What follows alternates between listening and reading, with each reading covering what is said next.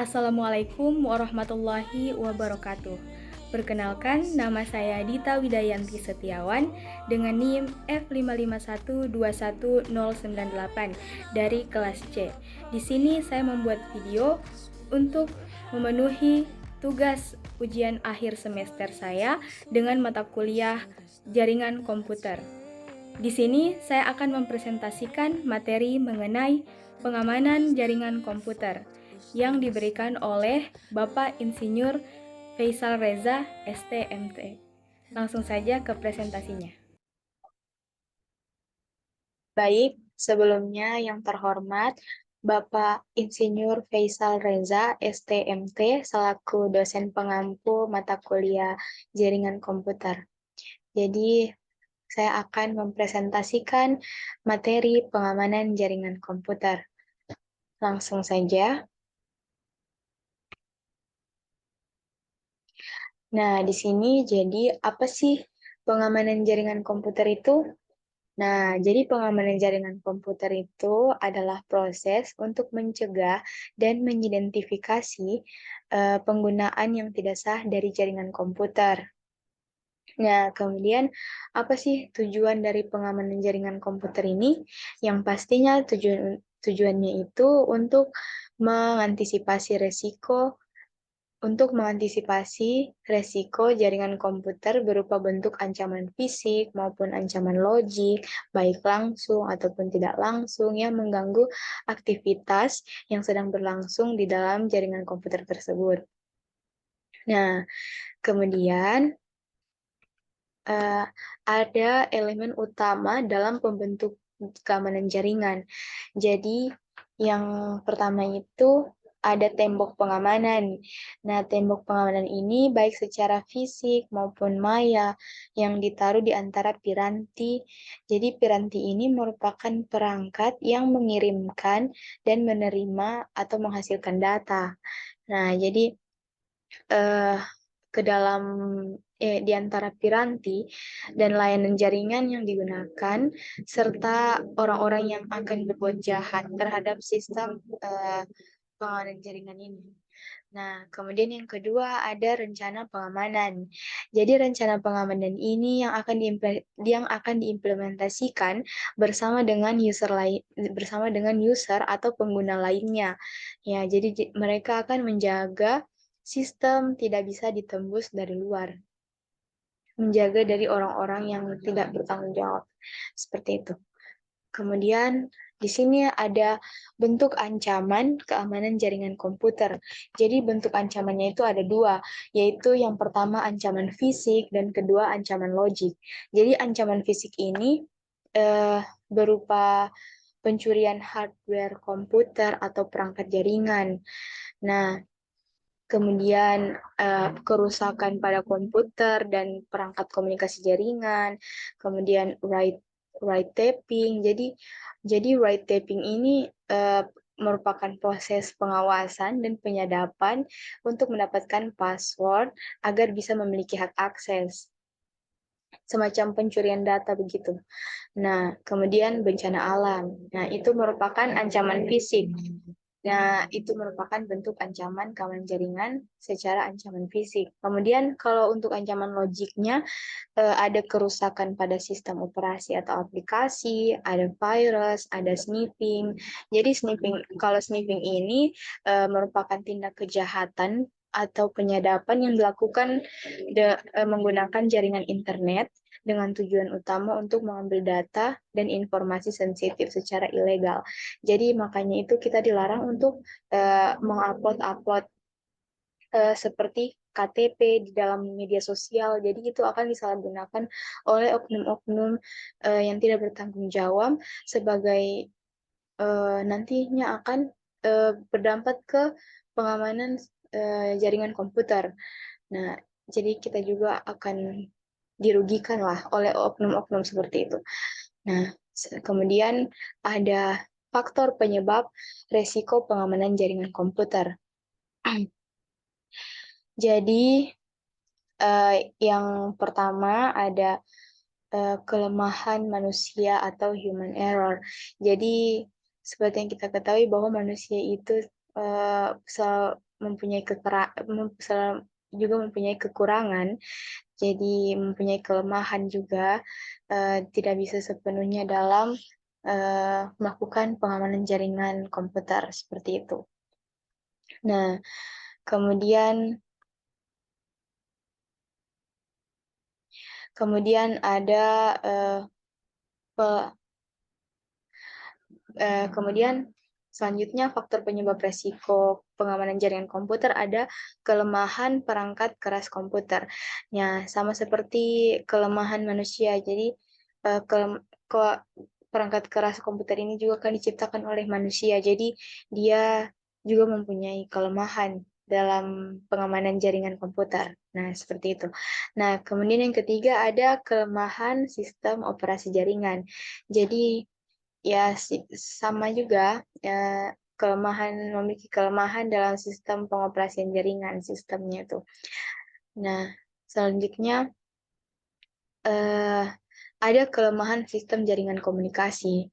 Nah, seperti itu. Itu merupakan faktor-faktor penyebab resiko pengamanan jaringan komputer. Nah, selanjutnya di sini ada metode penyerangan pengamanan sistem komputer. Jadi dia juga memiliki metode. Jadi metodenya itu yang pertama ada eavesdropping, yaitu mendapatkan duplikasi pesan tanpa izin. Nah, kemudian yang kedua ada masquerading. Masquerading ini mengirim atau menerima pesan dengan menggunakan identitas lain tanpa izin. Jadi dia semacam pencurian data. Nah, kemudian yang ketiga ada message tampering. Jadi di sini dia message tampering ini mencegat atau menangkap pesan dan mengubah isinya sebelum dilanjutkan ke penerima selanjutnya. Nah, setelah itu kemudian ada denial of service. Denial of service ini membanjiri saluran atau sumber lain dengan pesan yang bertujuan untuk menggagalkan pengaksesan pemakai. Nah, jadi itulah metode-metode eh, metode-metode penyerangan lah yang dilakukan oleh oknum-oknum yang tidak bertanggung jawab dalam upaya menyadap jaringan. Nah, seperti itu. Kemudian ada kategori serangan, kategori penyerangan terhadap pengamanan sistem komputer. Jadi yang pertama itu ada interruption. Nah, jadi interruption ini dia itu kayak penyerang telah dapat menguasai sistem tetapi tidak keseluruhan. Nah, jadi interruption itu suatu sistem diserang sehingga menjadi tidak tersedia atau tidak dapat dipakai oleh yang berwenang. Nah, contohnya itu perusakan atau modifikasi terhadap piranti keras atau saluran jaringan. Nah, kemudian yang kedua ada interception. Nah, interception ini pihak yang tidak mempunyai wewenang telah berhasil mendapatkan hak akses informasi, jadi semacam pencurian data lah. Nah, seperti itu. Kemudian, jadi pengguna yang tidak berhak yang mendapat akses filenya kita, seperti itu. Jadi contohnya penyadapan terhadap data dalam suatu jaringan. Nah, yang ketiga ada modification. Jadi, modification ini jadi dia itu penyerang telah merusak sistem dan telah mengubah secara keseluruhan. Ya, jadi modification ini pengguna yang tidak berhak itu dia mendapatkan hak akses. Nah, tapi juga dapat mengubah sistem itu seperti itu. Jadi contoh, mama kasihan. Terus lihat dulu. Dapat lihat kasihan kamu itu di belakang. Hmm.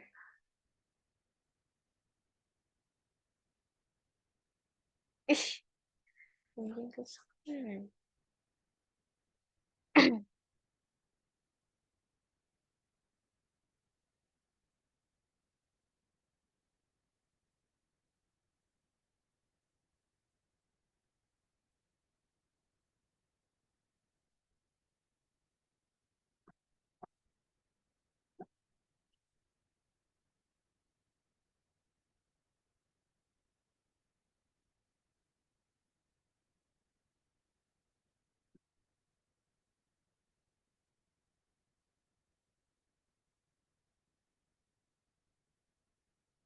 Nah, contoh dari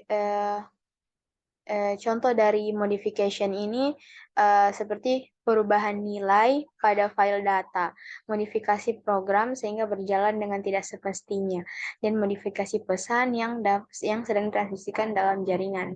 Jadi saya pernah mendapat contoh dari Bapak Rizka Ardiansyah. Jadi pada suatu ketika ada suatu mahasiswa di suatu universitas itu dia mencoba mengakses mengakses sistem penilaian dosen.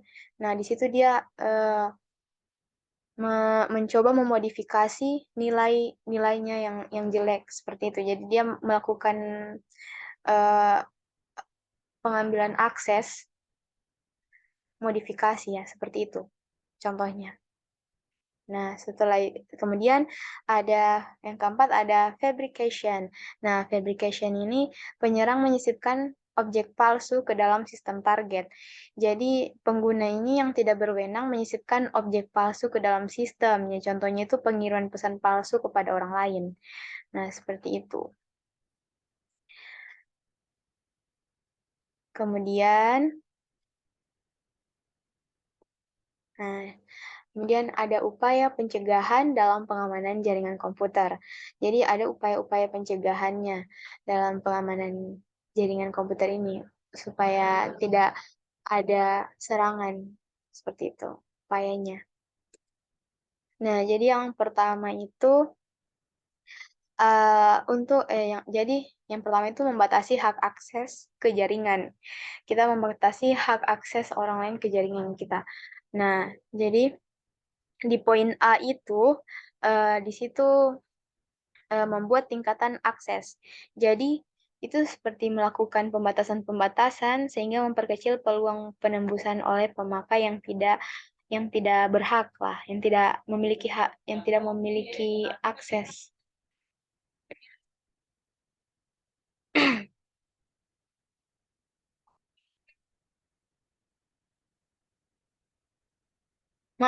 Diam dulu kasihan, please lah. Representasi ini.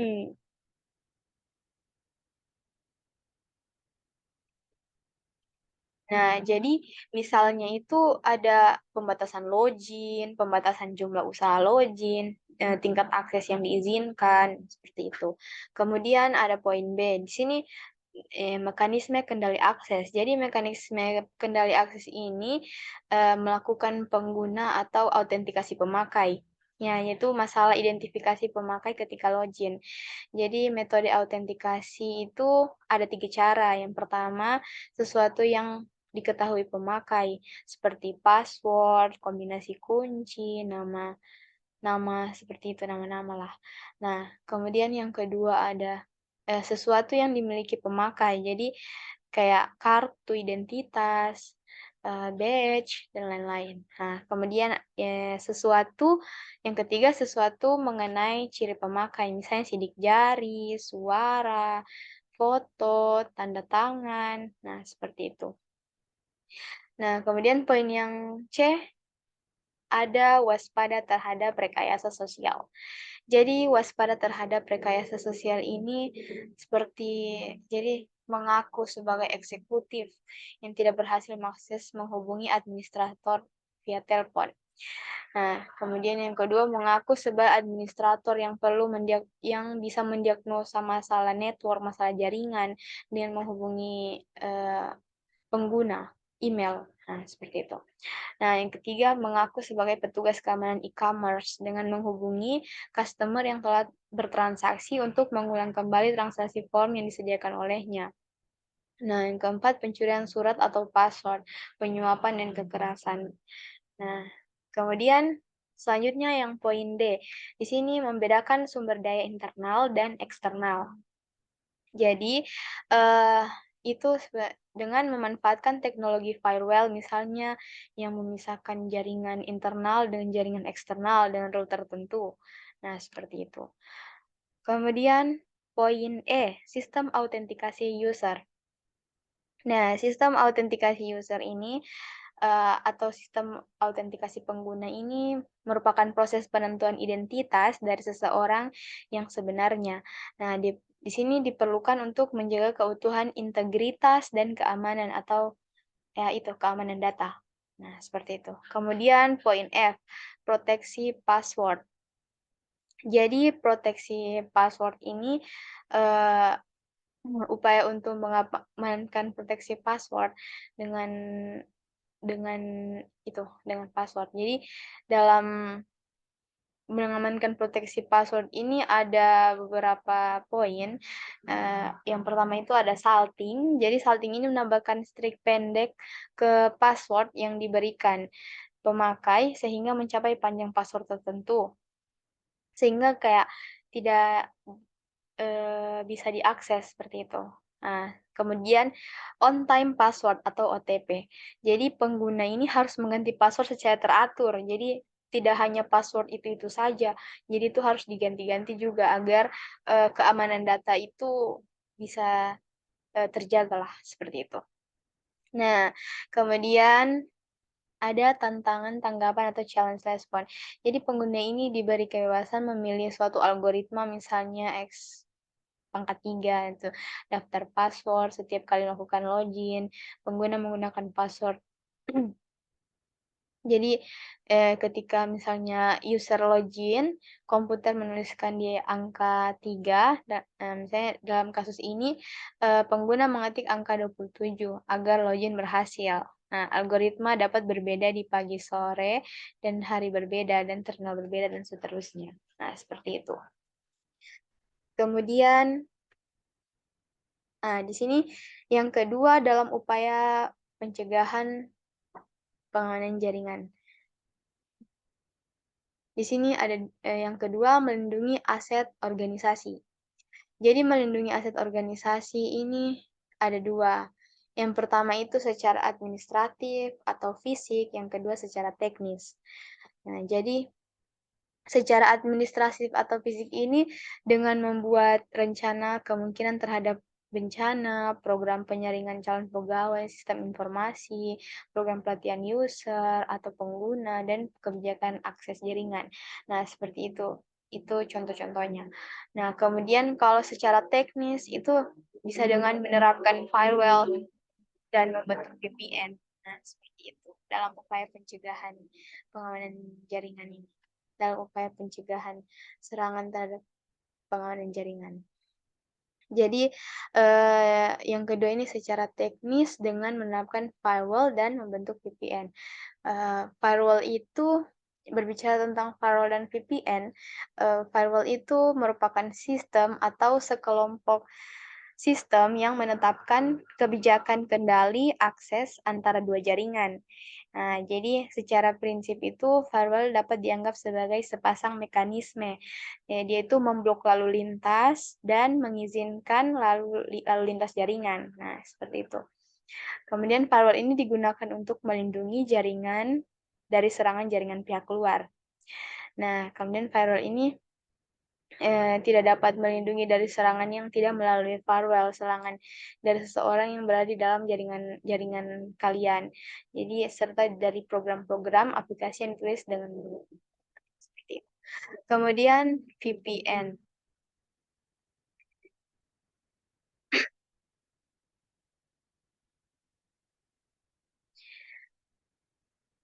Kemudian VPN. Jadi VPN ini atau Virtual Private Network atau jaringan pribadi maya sama dengan jaringan pribadi pada umumnya. Jadi di mana satu jaringan komputer atau suatu lembaga atau perusahaan di suatu daerah atau negara, jadi itu terhubung dengan jaringan komputer dari satu grup perusahaan yang sama di daerah atau negara lain. Nah, jadi seperti itu. Itu yang diketahui tentang firewall dan VPN. Baik, mungkin itu saja presentasi dari saya. Terima kasih.